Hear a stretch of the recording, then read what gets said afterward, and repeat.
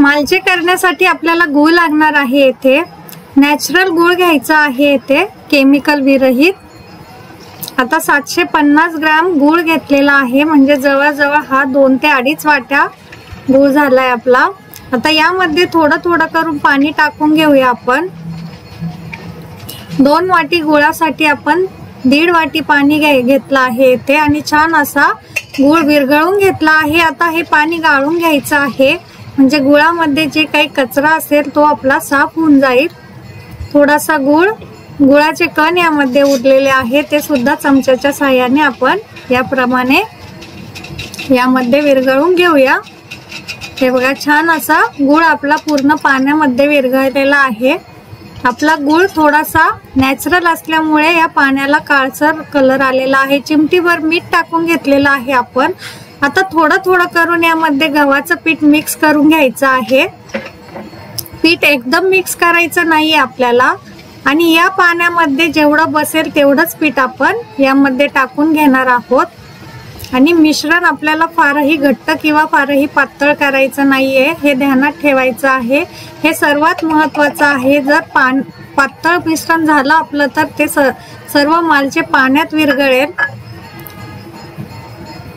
तेलामध्ये विरघळून त्याचे तुकडे होतील। आता हे छान असं थोडं थोडं करून विस्करच्या साहाय्याने आपण मिक्स करून घ्यायचं आहे, किंवा हाताच्या साहाय्याने सुद्धा मिक्स करून घेतलं तरी सुद्धा येथे चालू शकेल। हे बघा, छान अशी याची कन्सिस्टन्सी यायला सुरुवात झालेली आहे। थोडं थोडं करून आपण यामध्ये पीठ मिक्स करून घेत आहोत। फार पारंपरिक, फार जुनी रेसिपी आहे ही, गावाकडे भरपूर मोठ्या प्रमाणात केली जाते।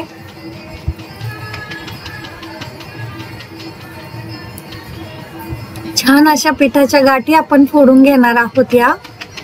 हे बघा, किती छान असं सॉफ्ट आपलं मिश्रण तयार व्हायला सुरुवात झालेली आपल्याला दिसत असेल। आता ह्याला आपल्याला भिजवून ठेवायचं आहे। जवळजवळ हे रात्री भिजत घालून आपण सकाळी हे करायला घेतलं की हे बघा, असं छान सॉफ्ट आपलं मिश्रण तयार होतं पिठाचं। एकदम मखमली मऊ सॉफ्ट असं मिश्रण आपलं पीठ हे तयार झालेलं आहे भिजवून, आणि याच पद्धतीने भिजवून घ्यायचं आहे, म्हणजे आपले मालचे छान कापसासारखे मऊसूत होतात। आता तळून घ्यायचं आहे आपण, त्यासाठी तेल गरम करायला ठेवलेलं आहे। तेल अगोदर गरम करून घ्यायचं आहे आणि नंतर गॅस थोडासा कमी करून ठेवायचा आहे मध्यम आचेवर। हे बघा, आपल्याला अजिबात पसरवण्याची गरज पडत नाहीये इथे।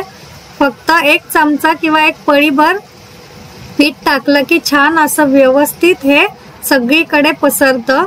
आलटून पलटून घ्यायचा आहे, छान असा सोनेरी गोल्डन कलर येईपर्यंत, ब्राऊन कलर येईपर्यंत आपल्याला हे तळून घ्यायचं आहे। फारही तळायचं नाहीये, याला झटपट तळून तयार होतात। हे दोन्ही बाजूनी छान तळून झालेले आहे। हे बघा, एक एक करून सर्व मालचे आपले बनून तयार आहे।